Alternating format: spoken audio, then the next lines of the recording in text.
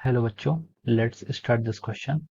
So this question says, describe an experiment to find out the velocity of sound in air using resonating air columns. हमें resonating air columns को use करके यहाँ पर एक method velocity of sound को find out करने के लिए फाइंड आउट करना है।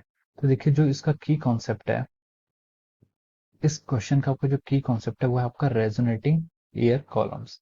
रेजोनेटिंग एयर कॉलम्स का हमें यूज करना है और हमें क्या फाइंड आउट करनी है, स्पीड ऑफ साउंड हमें यहाँ पर कैलकुलेट करनी है। तो चलिए अब हम इस क्वेश्चन को प्रोसीड करते हैं। देखिए रेजोनेटिंग एयर कॉलम्स अगर हमें स्पीड फाइंड आउट करनी है तो स्पीड फाइंड आउट करने के डिफरेंट टाइप्स के मेथड हैं, जिसमें से मैं एक मेथड यहाँ पर डिस्कस कर रहा हूँ which is called our organ pipe. Organ pipe भी आपका एक मेथड होता है।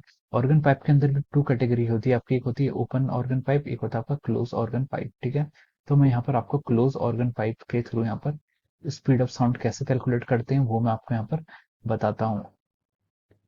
तो चलिए अब हम आगे प्रोसीड करते हैं।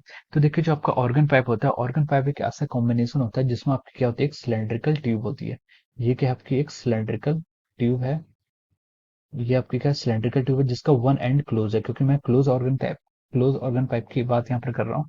तो क्लोज ऑर्गन पाइप में क्या होता है, एक सिलेंड्रिकल ट्यूब होती है जिसमें आपका क्या होता है, एयर कॉलम होता है। एयर कॉलम है विद वन एंड क्लोज, और आपका ये वाला एंड क्या आपका यहाँ पर क्लोज है। तो देखिए इसमें क्या होता है, इसमें आपकी जो साउंड होती है, अब मान लीजिए आप यहाँ किसी सोर्स से, आपके पास यहाँ पर क्या है, कोई सोर्स है या फिर यहाँ पर ट्यूनिंग फॉक है। ट्यूनिंग फॉक से अगर आप यहाँ इसको ट्यूनिंग फॉक को अगर हम थोड़ा सा वाइब्रेशन देते हैं तो इससे साउंड क्या होती है, आगे की ओर क्या करती है, प्रेशर वेव जनरेट करती है। प्रेशर वेव जनरेट से यहाँ पर क्या होती है, साउंड आपकी क्या करती है, यहाँ पर ट्रेवल करती है। तो देखिए साउंड वेव क्या होती है, सेंड करते हैं उसमें बाई ए सोर्स, और यहाँ पर आपका जो ट्यूनिंग फॉक है इसके वाइब्रेशन से साउंड वेव आगे फ्लो करती है।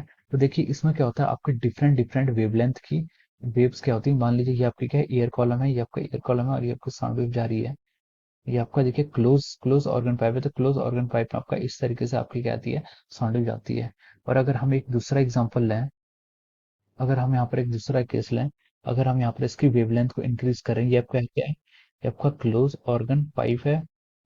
ये भी आपका क्लोज ऑर्गन पाइप है। और इसमें आप देखिए, इसमें जो आपकी साउंड कॉलम होगी, इस पे आपकी साउंड कॉलम ऐसे जाती है। देखिए यहाँ पर जो इसकी वेवलेंथ होती है, ये क्या हो जाती है, वेवलेंथ यहाँ पर इसकी इंक्रीज हो जाती है। ये आपकी इस तरीके से ऐसे आपका ये साउंड कॉलम है, ये आपका इसका साउंड कॉलम है। तो देखिए अब हम इसको आगे क्या करते हैं, सॉल्व करते हैं। तो देखिए अब हम इसमें क्या करते हैं, ये जो आपकी वेवलेंथ होती है ये आपकी लैम्डा बाई 2 के मल्टीपल में होती है। वेवलेंथ आपकी लैम्डा, तो इसकी जो आपकी टोटल लेंथ होगी, इसकी जो आपकी टोटल लेंथ है वो हम कैलकुलेट करके लिख सकते हैं, length is equal to lambda by 2 here. यहाँ से यहाँ तक की लेंथ कितनी होगी, लैम्डा बाई 2 की। अब इसमें देखिए यहाँ से यहाँ तक की जो आपकी लेंथ है, lambda by 2 plus lambda by 2 lambda, फिर एक ये 2 लैम्डा, और 2 लैम्डा के बाद एक लैम्डा बाई 4 आपका, लैम्डा बाई 4, सॉरी, यहाँ से यहाँ तक का देखिए आपका क्या है, आपका लैम्डा बाई 4 होगा। ये डिस्टेंस कितनी होती है आपकी, लैम्डा बाई 4।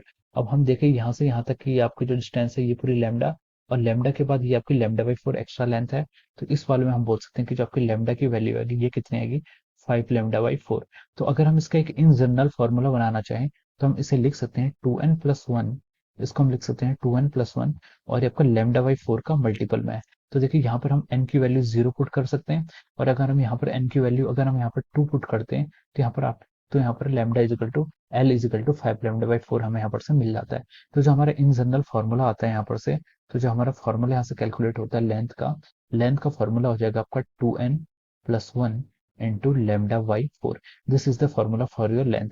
और हमें पता है कि वेलोसिटी जो होती है आपकी, वेलोसिटी आपकी फ्रीक्वेंसी इंटू लैम्डा होती है, तो हमसे लेंथ को लिख सकते हैं 2n+1, और लैम्डा को हम यहाँ से क्या लिख सकते हैं, velocity divide by 4 times frequency.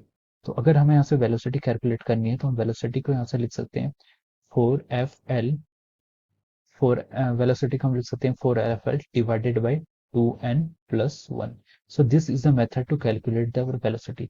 तो ये आपका क्या आ गया, वेलोसिटी का फॉर्मूला आपका आ गया है। So this is an experiment to find out the velocity as well as frequency in the resonating air column. So I hope you all understood this concept. Thank you so much and all the very best.